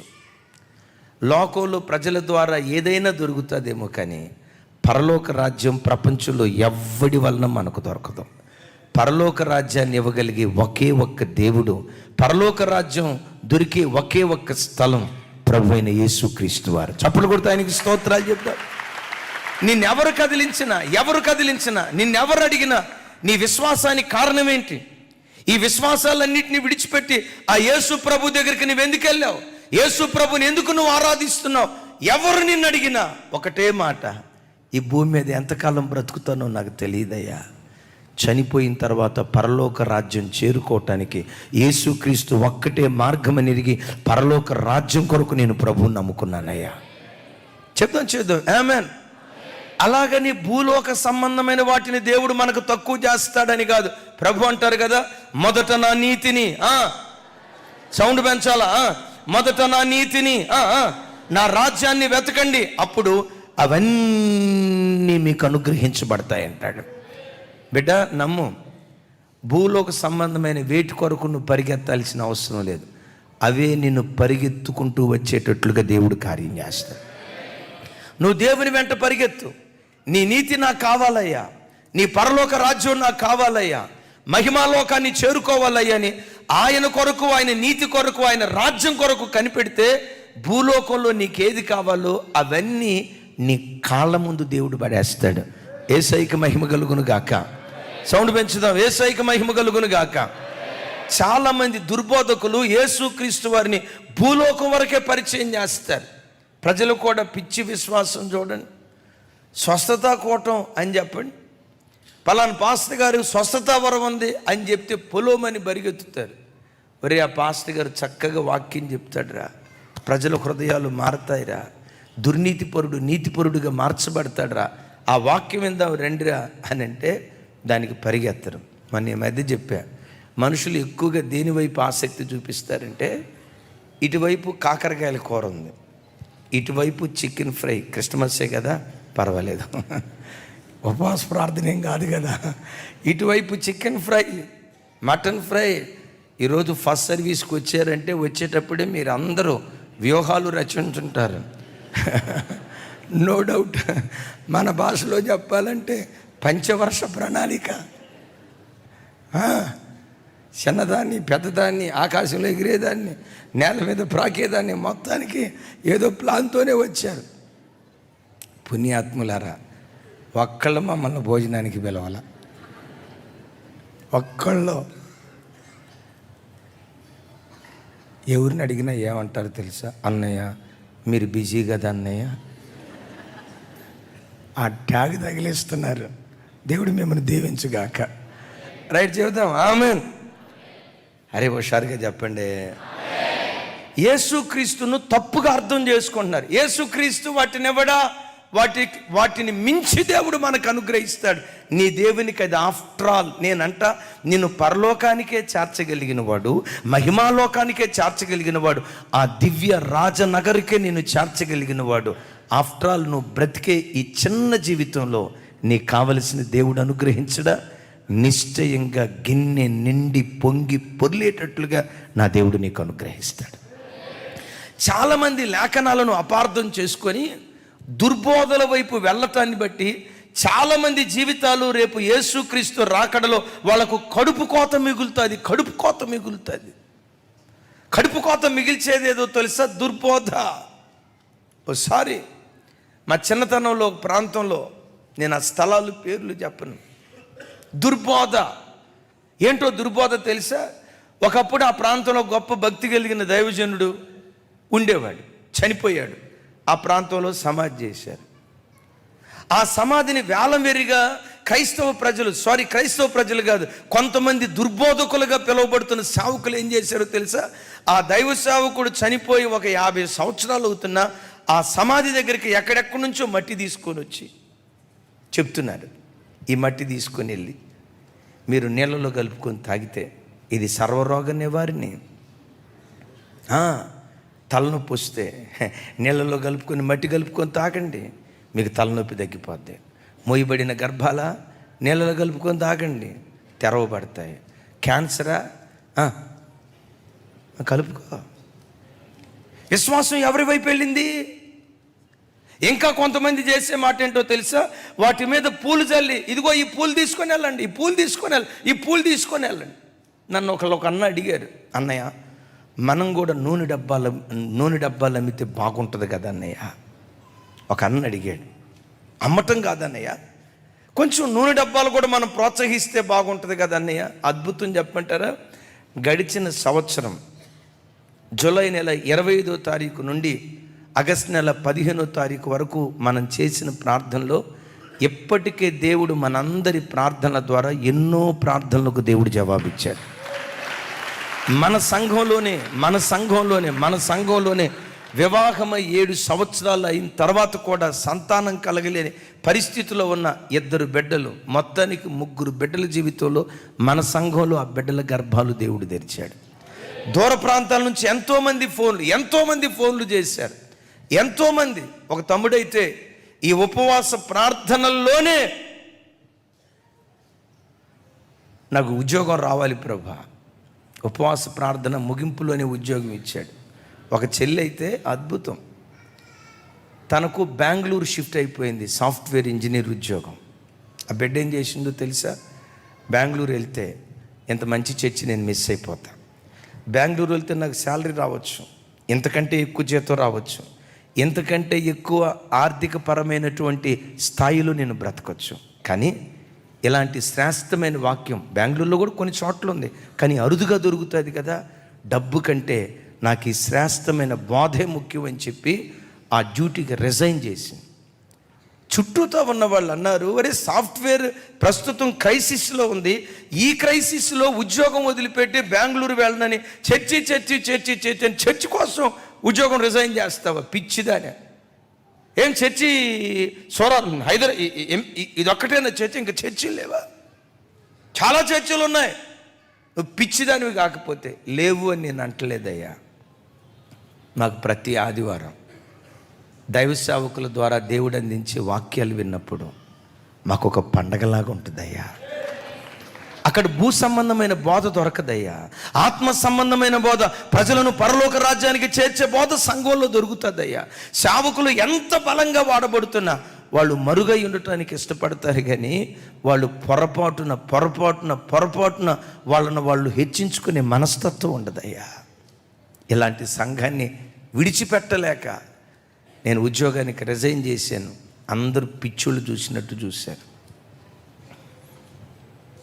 నేను శనివారం వాళ్ళ నాన్నగారు నాకు మెసేజ్ పంపించాడు, అన్నయ్య నా కూతురు విశ్వాసాన్ని దేవుడు ఘనపరిచి యాపిల్ కంపెనీలో బిడ్డకు సాఫ్ట్వేర్ ఇంజనీర్ ఉద్యోగం ఇచ్చాడన్న. యాపిల్ సాఫ్ట్వేర్ రంగంలో అది టాప్ మోస్ట్ కంపెనీ. నేను ఆ బిడ్డ ఇక్కడ నిలవబడి ప్రార్థన చేయించుకోవటానికి వచ్చింది. అన్నయ్య యాపిల్ కంపెనీలో సాఫ్ట్వేర్ ఇంజనీర్ ఉద్యోగం దేవుడిచ్చాడు అన్నయ్య అని చెప్పబోతూ ఉంటే ఆ బిడ్డ తల మీద చేయబెట్టి నేను ఏమన్నానో తెలుసా? నీవు చేసిన దానికి యెహోవా ప్రతిఫలం ఇచ్చాడు. నువ్వు చేసిన దానికి వాక్యం కొరకు కట్టుబడి, ఈ వాక్యం నాకు కావాలని వాక్యానికి కట్టుబడి వచ్చిన మంచి ఆఫర్ను వదిలిపెట్టి ఇక్కడ ఉన్నావే, నీవు చేసింది దేవుడు చూశాడు. నువ్వు చేసిన దానికి దేవుడు ప్రతిఫలం ఇచ్చాడు. యేసయ్యకి మహిమ కలుగును గాక. అలాగని ఇవేవో దొరుకుతాయని వీటి కొరకు కాదు ప్రభు బిడ్డలారా, వీటికి మించి యేసుక్రీస్తు ద్వారా పరలోక రాజ్యం మనకు దొరుకుతుంది. చేద్దాం ఆమేన్. నిన్నెవరు అడిగినా యేసుని ఎందుకు నమ్ముకున్నావు? పరలోకం ఇవ్వగలిగే ఒకే ఒక్క దేవుడయ్యా నేనంట. ఆ నిరీక్షనే నీకుంటే మరణాన్ని కూడా సంతోషంగా అంగీకరిస్తాం. ఒకళ్ళు కూడా ఆమేనల్లా. ఏమన్నావు? ఆ నిరీక్షణే మనకుంటే మన ఇంట్లో ఎవరైనా చిన్నపిల్లలు చనిపోతే పిల్లలనే బాధ ఉంటుంది, కానీ ఒక ధైర్యం. ఒక తండ్రిని నేను పలకరించాను, అన్నయ్య ఆదరించుదామని. నేను ఆదరించుదామని ఆయనతో మాట్లాడితే ఆయనే నన్ను ఆదరిస్తున్నాడు. ఏమనో తెలుసా? నా కొడుకు చనిపోయినందుకు నేనేం పెద్ద కొడుకు చనిపోయాడనే బాధ ఉంది, లేదని కాదు, కానీ దానికి మించి ఇప్పుడు మన పిల్లలు అమెరికా వెళ్ళారు అనుకోండి, మా అబ్బాయి అమెరికాలో ఉన్నాడు, అతిశయంగా చెప్తాం కదా. నా అతిశయం ఏంటో తెలుసా? నా కడుపున పుట్టిన బిడ్డ పరలోక రాజ్యంలో ఉన్నాడు. వాడు లోకపు పాపం అంటకుండా చిన్న వయసులో వాడు చనిపోయాడు. నో డౌట్, నిష్కలంకుడిగా వాడు ప్రభు సముఖంలో కనపడ్డాడు. నా బిడ్డ నాతో ఉండటం కంటే నా ప్రభు దగ్గర ఉండటమే నాకు సంతోషం. నేనంట ఎలాంటి మాట ఆ బిడ్డ నోట పుట్టడానికి కారణం ఏంటో తెలుసా? పరలోకాన్ని గూర్చిన ప్రత్యక్షత ఆ బిడ్డకున్నది కనుక. Praise the lord. దైవజనమా, యేసుక్రీస్తును జ్ఞానులు, ధర్మశాస్త్రోపదేశకులు, ప్రధాన యాజకులు అపార్థం చేసుకొని ఈ రోజుల్లో కూడా చాలా చోట్ల చూడండి, క్రైస్తవులు అంటేనే కొంతమంది తెలియక, అందరూ కాదు, భారతదేశంలో కొంతమంది ఏమంటారు తెలుసా? నన్నే ఒక ఆయన అన్నాడు, పాస్టర్ గారు మీరు చాలా మంచోళ్ళు, పాస్టర్ గారు కూడా చాలా మంచోళ్ళు, నీతి బోధలు చేస్తారు, ప్రార్థనలకు వెళ్ళిన తర్వాత ప్రజలు మారుతారు, అంతా బాగుంది, కానీ మీరు ఎంతైనా చెప్పండి పాస్టర్ గారు, మీ క్రైస్తవులు ఎంతైనా దేశద్రోహులు అన్నాడు. ఎందుకయ్యా అంత పెద్ద మాట అన్నావు అన్నా. మీరు ఎప్పటికైనా అమెరికా దేశాన్ని కొమ్ము కాస్తారండి, బ్రిటిష్ దేశాన్ని కొమ్ము కాస్తారండి అన్నాడు. నేను చెప్పాను, మా దేవుడు మాకు నేర్పింది ఏంటో తెలుసా? ఏ దేశంలో బ్రతుకుతున్నామో ఆ దేశ క్షేమం కొరకు కన్నీళ్లు కారుస్తూ ప్రార్థన చేయండి. ఈ దేశంలో బ్రతుకుతూ దేశానికి ద్రోహులుగా మీరు బ్రతకొద్దు. దేశ ద్రోహం చేస్తే దైవ ద్రోహం చేసినట్టని మా దేవుడు మాకు నీతి బోధలు నేర్పాడండి. భారతదేశం మాది, భారతీయ క్రైస్తవులు మేము. పరిశుద్ధ గ్రంథమైన బైబిల్లో యోసేపు ఐగుప్తు దేశంలో ఉన్నాడు. ఐగుప్తు దేశం ఎక్కడో అట్టడుగుపోయిన అణగారినటువంటి దేశం. అణగారిన దేశాన్ని చరిత్ర పుటల్లో సువర్ణాక్షరాలతో రాయబడే ఒక అద్భుతమైన దేశంగా ఐగుప్తు దేశం విరాజలటానికి కారణం ఏంటో తెలుసా? యోసేపు అనే ఆ ఒక్క వ్యక్తి చేసిన కార్యం దేశాన్ని అట్లా లేవనెత్తిందండి. వాక్యం ఎరిగిన ప్రతి క్రైస్తవుడు భారతదేశం కొరకు ప్రాణం పెడతాడండి. ఇది దేవుడు మాకు ఇచ్చిన దేశం. ఈ గడ్డలో మేము పుట్టాం, ఈ గడ్డలో మేము పెరుగుతున్నాం, ఈ గడ్డలో ప్రవహించే నీళ్లు తాగుతున్నాం, ఈ గడ్డలో ప్రవహించే నీళ్లు త్రాగుతూ ఈ గడ్డకి ఎప్పుడు మేము రుణపడి ఉంటాం. ఈ సంస్కారవంతుడైన మా దేవుడు మాకు నేర్పాడు. దేశం కాని బబులోను దేశానికి దానియేలు వెళ్ళాడు. విచిత్రం ఏంటో తెలుసా? బబులోను దేశం దానియేలును బానిసగా చెరగొనిపోయిన దేశానికి వెళ్ళిన దానియేలు దేశద్రోహం చేయలేదు. ఆ దేశం సువర్ణాక్షరాలతో రాయబడేటట్లుగా, ఒక స్వర్ణయుగం వచ్చేటట్లుగా ఆ దేశం కొరకు ప్రాణం ఒడ్డి తన తెలివినంత ఉపయోగించి బబులోను దేశం నెబుకద్నెజరు ద్వారా సువర్ణ పరిపాలన అందించేటట్లుగా ప్రార్థించాడు, మొరపెట్టాడు. క్రైస్తవుడు ఏ దేశంలో ఉన్నా దేశద్రోహం చేయడు. మా విశ్వాసం ఏంటో తెలుసా? మా ప్రభు మాకు నేర్పింది, దేశద్రోహం చేస్తే మాకు దైవద్రోహం చేసినట్టే లెక్క. నీకు తెలుసండి, నరేంద్ర మోడీ గారి కొరకు మేము రోజు ప్రార్థన చేస్తాం. మన భారతదేశంలో ఉన్న ప్రతి రైతు కొరకు ప్రార్థన చేస్తాం. మన ఉపవాస ప్రార్థనలో ఎక్కువ ప్రార్థన చేసేది జూన్ జూలై స్టార్ట్ అయిందంటే మొట్టమొదటి దేని కొరకు ప్రార్థన చేస్తాం చెప్పండి? చూసారా? దేని కొరకు? సకాలంలో వర్షాలు పడాలి, మా రైతులు సస్యశ్యామలంగా పాడి పంటలు ఉండాలి, రైతుల ముఖంలో దుఃఖం చూడకూడదు. ఇంకొకటి కూడా, ఆ రైతు కూడా అట్లా ప్రార్థన చేస్తాడో లేదో తెలియదు, కానీ గిట్టుబాటు ధర దొరికేటట్టుగా సహాయం చేయి. రైతు కొరకు ప్రార్థన చేస్తామయ్యా. భారతదేశ సైనికుల కొరకు ప్రార్థన చేస్తామయ్యా. క్రైస్తవుడు ఏ దేశంలో ఉన్నా ఆ దేశం కొరకు ప్రాణం పెడతాడే, కానీ దేశద్రోహం చేస్తే క్రైస్తవుడు దైవద్రోహం చేసినట్లయ్యా అంటాడు. మీరు చెప్పేదంతా నిజమే కానండి, మరి అందరూ ఎందుకు అట్ట అనుకుంటున్నారు? ఆయన అన్నమాట, అందరు అట్ట ఎందుకు అనుకుంటున్నారు? ఇదేరా బాబు, నిజం చెప్పులు దొడుక్కునే లోపు అబద్ధం ప్రపంచం అంతా తిరుగుతూ ఉంటుంది. పెద్దగా చెప్పండి, పెద్దగా చెప్పండి. నిజం చెప్పులు దొడుక్కునే లోపు అబద్ధం ఎక్కువగా ప్రపంచం అంతా తిరుగుతూ ఉంటుంది. నేను ఎప్పుడు చెప్తా కదా, నాకు ఎన్నిసార్లు ఈ మాట చెప్పినా దాని రసం తీరట్లా. ఆడేవుడు పనికి మనలోడు ఒక మాట అన్నాడు, యేసు ప్రభు దేవుడే కానీ తెల్లోళ్ళ దేవుడు అన్నాడు. ఎవరు దేవుడు? యేసు ప్రభు దేవుడే కానీ అమెరికా వాళ్ళ దేవుడు అన్నాడు. యేసు ప్రభు దేవుడే కానీ తెల్లోళ్ళ దేవుడు అన్నాడు. ఇది ఎన్నిసార్లు చెప్పిన దీని మాధుర్యం నాకు తరగటం. యేసు ప్రభువే కనుక తెల్లోళ్ళ దేవుడు అయి ఉంటే నాలాంటి నల్లోళ్ళంత అన్యాయం అయిపోయి ఉండేవాళ్ళు. రాజమోహన్ గారు, మీ పని అన్యాయమే, మీ అల్లుడు జాన్ బాబు గారి పని అంతకంటే అన్యాయం. వాడు కొడుకు ఒకడు ఉన్నాడు, కార్తీక్, అద్భుతం, అమరావతి నగర పురపు శిల్పం. వాడు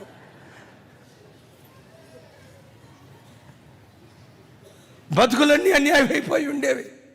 అయితే చూడండి, ఎవరి దగ్గరికైనా హైందవ సహోదరుల దగ్గరికి వరే కాదురా యేసు ప్రభు అందరి దేవుడు రా అన్నాం అనుకో, దేవుడే. నిజం చెప్పులు దొడుక్కునే లోపు అబద్ధం ప్రపంచం ఏమంటారు, గోబెల్సా, మొత్తం ప్రపంచం అంతా వైరల్ అయిపోయింది. దైవజనమా, క్రైస్తవుడు ఏ దేశంలో ఉన్నా ఆ దేశం కొరకు ప్రాణం పెట్టేటువంటి వాడు క్రైస్తవుడు. ఆ సంస్కారం క్రైస్తవుడు నేర్చుకుంది సంస్కారవంతుడైన యేసుక్రీస్తు ప్రభు దగ్గర. చప్పలు కొడుతూ ప్రభు వారికి స్తోత్రాలు చెప్తాం. జ్ఞాని అజ్ఞానిగా మారితే నరవధ. జ్ఞాని ఎప్పుడు జ్ఞానిగానే ఉండాలి. ఆత్మీయుడు ఎప్పుడు మరెక్కువగా ఆత్మీయుడిగా మార్చబడాలి. పరిశుద్ధుడు మరెక్కువగా పరిశుద్ధుడిగా మార్చబడును గాక. చెప్దాం, లేఖనాలను ఎప్పుడు అపార్థం. క్రైస్తవ జనాల్లో ఒక అపార్థం ఏంటో తెలుసా? ఒక ఆయన వచ్చి అన్నాడు, మీరు ప్రభురాత్రి భోజనం ఆచరిస్తారా అన్నాడు. అయ్యో, ఆచరించకపోవటం ఏంటండి, ప్రభురాత్రి భోజనం ఆచరిస్తాం. వెంటనే అన్నాడు, ప్రభురాత్రి భోజనం రాత్రిపూట ఆచరిస్తారా పగటిపూట ఆచరిస్తారా అన్నాడు. 31st నైట్ అయితే రాత్రిపూట అండి, తతిమ ఆదివారాలు అయితే ఉప్పల్లోనైతే రాత్రిపూట, పగటిపూట కూడా మేము ఆచరిస్తాము అంటే, ప్రభురాత్రి భోజనం పగటిపూట మీరు ఆచరిస్తారా అన్నాడు. ఏదో చేయకూడని తప్పు చేసినట్టుగా, ప్రభురాత్రి భోజనం పగటిపూట ఆచరిస్తారా అని. అవునయ్యా అన్నాడు. దాని పేరేంటి అన్నాడు. ప్రభురాత్రి భోజనం అని పిలుస్తా, రాత్రిపూట మీరు ఎట్టా ఆచరిస్తారు? ప్రభురాత్రి భోజనం అని చెప్పి పగటిపూట మీరు ఎట్టా ఆచరిస్తారు? మీరు పగటిపూట ఆచరిస్తున్నారు కనుక మీకు పరలోకమే లేదన్నాడు. ఏదో పరలోకం టికెట్ ఆడి దగ్గర ఉన్నట్టు. నేనంట, ప్రభురాత్రి భోజనం అక్కడ రొట్టె ద్రాక్షారసం ముఖ్యమా, సమయం ముఖ్యమా? సమయం ముఖ్యమా, రొట్టె ద్రాక్షారసం ముఖ్యమా? అరే చెప్పాలి. రొట్టె ద్రాక్షారసం ముఖ్యమా, పగలిచ్చామా సాయంత్రం ఇచ్చామా ముఖ్యమా? నేనంట, భారతదేశానికి స్వతంత్రం ఎప్పుడు వచ్చింది? పగటిపూట మధ్యరాత్రి? మధ్యరాత్రి మనకు స్వతంత్రం వస్తే జెండా ఎప్పుడు ఎగరేస్తాం?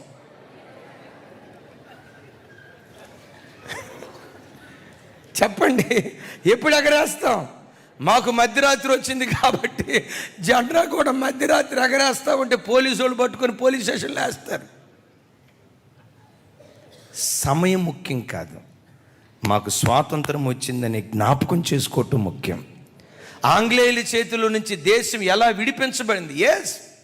అపవాది చేతుల నుంచి ప్రభు మనల్ని ఎలా విడిపించాడు. విడిపించడానికి పోరాట యోధుడు దురాత్మలతో ఎలా పోరాడాడు, ఆ పోరాట పటిమ మనకు ముఖ్యం. కానీ పగలు సాయంత్రం కొంతమంది క్రైస్తవులు మీ ఖమ్మం దగ్గర ఎక్కువ ఉంటారు, ఆదివారం ఆరాధన చేయకూడదు, శనివారం ఆరాధన చేయాలి, ప్రైజ్ ది లార్డ్ అని అంటారు. శనివారం ఆరాధన, ఆదివారం ఆరాధన చేయకూడదు, తప్పు. ఎందుకంటే పాత నిబంధనలో విశ్రాంతి దినాన్ని ఆచరించండి, ఇది తరతరములకు నా కట్టడ అన్నాడు. శనివారమే ఆరాధన చేయాలి, అదే విశ్రాంతి దినం, ఆదివారం చేయకూడదు. నేనంట, ధర్మశాస్త్రాన్ని రాసింది ప్రభువా యేసుక్రీస్తు వారా? యేసుక్రీస్తు వారిని ధర్మశాస్త్రం రాసిందా? రాసిన వాడికి కొట్టివేయటానికి అధికారం ఉంటుంది, దాన్ని పొడిగించడానికి అవకాశం ఉంటుంది, మార్చడానికి అవకాశం ఉంటుంది. విశ్రాంతి దినానికి ఆయన ప్రభు అయి ఉన్నాడు, కానీ విశ్రాంతి దినం ప్రభు మీద ప్రభుత్వం చెయ్యలేదు. గట్టిగా చెప్దాం ఆమేన్. మరోసారి చెప్దాం ఆమేన్.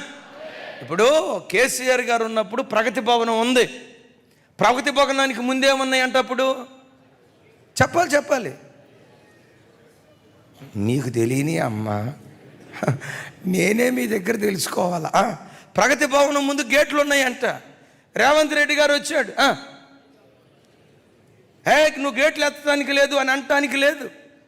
గేట్లు రేవంత్ రెడ్డి గారి మీద ప్రభుత్వం చేయలేవు. తీసే అధికారం ఆయనకే ఉంది, పెట్టే అధికారం ఆయనకే ఉంది, తీసే అధికారం కూడా ఆయనకే ఉంది. నా ప్రభు బిడ్డలారా, విశ్రాంతి దినానికి యేసుక్రీస్తు ప్రభువారు దాన్ని మార్చాడు. ఆయన యేసయ్యకి మహిమ కలుగును గాక. గట్టిగా చెప్దాం ఆమేన్. చప్పట్లు కొడితే యేసయ్యకు స్తోత్రాలు చెప్దాం. హల్లెలూయా. మరోసారి చెప్దాం హల్లెలూయా. ఆఖరి మాట, ఈ తల్లుల కడుపు కోతకు కారకులు ఎవరు? ఈ కడుపు కోత మన బ్రతుకులో రాకుండా ఉండాలంటే ఏం చేయాలి? దైవజనమా, ప్రార్థన జీవితం మనకు లేకపోతే చివరికి మిగిలేది కడుపు కోతే. ప్రార్థన జీవితం మనకు లేకపోతే, ఇర్మియా గ్రంథకర్త ఇర్మియా గ్రంథంలోనే మాట్లాడాడు. ఇక్కడ ఒక మాట అంట, నా వైపు చూడండి, ఇది చెప్పి నేను ముగిస్తా. మత్తయి సువార్తలో చదువుకున్నటువంటి లేఖన భాగంలో చూడండి, ఆ మాట చదువుకొని ప్రార్థన చేసుకుందాం. 16వ వచనం. 2 సంవత్సరములు మొదలు తక్కువ వయసు గల మగపిల్లలందరినీ వధించాను. ఏ పిల్లల్ని? హేరోదు కత్తి ఎవరి మీద పడింది? ఆడపిల్లల మీద పడలా. హేరోదు కత్తి ఎవరి మీద పడింది? మగపిల్లల మీద పడింది. మగపిల్లలు అంటే ఇక్కడ లింగభేదం కాదు దైవజనమ. మగ అనేది జై జీవితానికి గుర్తు. సాతానును ప్రజలు జయించకుండా, ప్రజలు జై జీవితం జీవించకుండా, ప్రజలను చంపటానికి ఎప్పటి నుంచి చిన్న వయసు నుండే ప్రజలలో జై జీవితం లేకుండా చిన్న వయసు నుండే దారి తప్పేటట్లుగా సాతాను ప్రయత్నం చేస్తున్నాడు.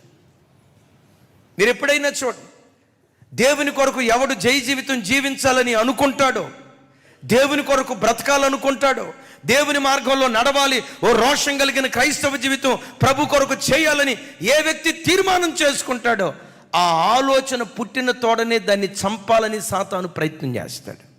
ఇప్పుడు మన పిల్లలు ఉన్నారు కదా తల్లులారా, లోకపు ప్రభావం బిడ్డ మీద ఉంది, నేను కాదు అన్నాం. దానికి మించి దేవుని కొరకు బ్రతకాలనే ఆరాటం కూడా బిడ్డల గుండెల్లో ఉంది. నీ గర్భాన పుట్టిన బిడ్డలకి, ఆ బిడ్డల కొరకు నువ్వు ప్రార్థన చేసావు, ఏడ్చావు, ప్రభా నా బిడ్డలని అంగలాడ్చావు కదా. నీలాంటి పవిత్రమైన గర్భాన పుట్టిన నీ పిల్లల గుండెల్లో కూడా దేవుని కొరకు బ్రతకాలనే ఆశ ఎంతో కొంత ఉంది. కానీ హేరోదు దురాత్మ ఏం చేస్తుందో తెలుసా? చిన్నతనం నుండే ఆ మగతనాన్ని చంపేసేయాలి, ఆ జై జీవితాన్ని చంపేసేయాలి, దేవుని కొరకు బ్రతకాలనే ఆ దైవాలోచన చంపేయాలని చెప్పి ఆ రోజుల్లో హేరోదు ఎట్లా ప్రయత్నం చేశాడు, ఆది నుండి నేటి వరకు చిన్నతనంలోనే పవిత్రమైన మనసు కోల్పోయేటట్లుగా చంపాలని సాతాను ప్రయత్నం చేస్తున్నాడు. పిల్లల విషయమై నీకు కడుపు కోత మిగలకుండా ఉండునట్లు ఒక్కటే, రోదించే తల్లిగా మారు, రోదించే తండ్రిగా మారు. అంగలార్చే తండ్రిగా దేవుని సన్నిధిలో బ్రతుకు, అంగలార్చే తల్లిగా నువ్వు బ్రతుకు. నీ బుద్ధి మాటలు చేయలేని కార్యం నీ ప్రార్థన చేయగలుగుతుంది.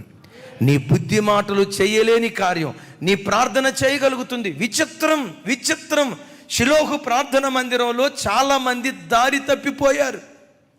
నేనంట మందిరంలో ఉండే ఫినెహాసు హోఫ్నీనే దారి తప్పిపోతే, ఇందాక చెప్పే కదా, జ్ఞానే అజ్ఞానిగా మారితే నరవదే కదా, ఆత్మీయుడే శరీరానుసారుడిగా మారితే అక్కడ జరిగేది భయంకరమైన పరిస్థితే కదా. షిలోహు మందిరంలో ఉన్న ఫినెహాసు హోఫ్నీను దారి తప్పి ప్రవర్తిస్తూ ఉంటే దారి తప్పిన మందిరానికి తల్లి హన్నమ్మ సమూయేలును పంపించింది. నేనంట, అమ్మా హన్న, ఏంటి తల్లి నీ ధైర్యం? ఏ ధైర్యంతో కొడుకుని అక్కడికి పంపించావు? అక్కడ పరిస్థితులు బాగాలేదుగా, వాతావరణం బాగాలేదుగా, ఏ ధైర్యంతో కొడుకుని అక్కడికి పంపించావు అంటే ఆ తల్లి ఏమంటుందో తెలుసా? నేను ఎక్కడుండి చేసే ప్రార్థన అక్కడ నా బిడ్డను కాపాడుతుంది, కాపాడుతుంది, కాపాడుతుంది. అమ్మా, ఇక్కడ చేసే ప్రార్థన అక్కడెట్లా కాపాడుతుందమ్మా? మోషే హోరేబు పర్వతం మీద ఉండి చేతులెత్తి ప్రార్థన చేసినప్పుడు యుద్ధ భూమిలో ఇశ్రాయేలీయులు గెలిచినట్లుగా నేను ఎక్కడుండి చేసే ప్రార్థన నా బిడ్డకు కంచెగా మారిపోతుంది. చప్పట్లు కొడుతూ స్తోత్రాలు చెప్తారు. అమ్మా, నీ పిల్లలు కాలేజీకి వెళ్ళినప్పుడు పవిత్రంగానే బ్రతకాలనుకుంటారు. వాక్యం విన్నారు కదా, ఎంతో కొంత విశ్వాసం వాళ్ళకు ఉంది కదా, కానీ లోకపు ప్రభావం వాళ్ళ మీద పనిచేస్తుంది. వాళ్ళ వెనకను వెళ్ళి అమ్మ ఏడు చూస్తుంది, ఈడు తలకాయ తిప్పిందా, ఈడు తలకాయ తిప్పిందా, అబ్బాయి ఏడు చూస్తున్నాడు, 24 గంటలు నువ్వు గమనించలేవు కదా. చేయకపోయినా పర్వాలేదు, నువ్వు ఇంట్లో కూర్చో. ఇంట్లో కూర్చొని అలా చేతులెత్తు. నీవెత్తిన చేతులు నీ బిడ్డ చుట్టూత కంచిగా మారిపోతాయి. నీ బిడ్డ చుట్టూత కంచిగా మారిపోతాయి. ముగిస్తున్నా. యేసు ప్రభు ఎక్కడ పుట్టారు? మరోసారి బెత్లెహేములో ఆది కాండంలో ఏం జరిగింది? బెత్లెహేములో రాహేలు సమాధి ఉంది. రాహేలు తన పిల్లల విషయమై ఏడుస్తుంది. రాహాబు బెన్యామీను విషయమై గుండె కోతతో అంగలారుస్తూ కన్నీళ్లు కార్చింది. నా ప్రభు బిడ్డలారా, బెత్లెహేములోనే యేసుక్రీస్తు వారు ఉద్భవించడానికి కారణం ఏంటంటే మనం విన్నాం కదా, రాహేలు కన్నీళ్లు తొడవటానికి బెత్లెహేములో దేవుడు ఉదయించాడు. రాహేలు అంగలార్పును మాన్పటానికే దేవుడు ఉదయించాడు. పిల్లల విషయమై ఏడుస్తున్న తల్లిదండ్రులారా, యేసు నామం పేరిట నీ దుఃఖాన్ని దేవుడు మాన్పునుగాక. భర్త విషయమై ఒకవేళ నీ జీవితంలో గుండె కోతేమో, నీ గుండె కోత దేవుడు మాన్పునుగాక. కొన్ని ఆర్థిక విషయాల్లో కొన్ని పరిస్థితుల్లో చిక్కుకొని అల్లాడిపోతూ గుండె కోతతో నువ్వు రగిలిపోతూ ఉంటే, కూర్చున్నా లేచినా యేసు యేసు యేసు ఆయన నామస్మరణ చేస్తూ ఉండు. నీ గుండె కోతను కొట్టివేసి పండగ దినాలుగా నీ బ్రతుకు దినాలను దేవుడు ఆశీర్వదించునుగాక.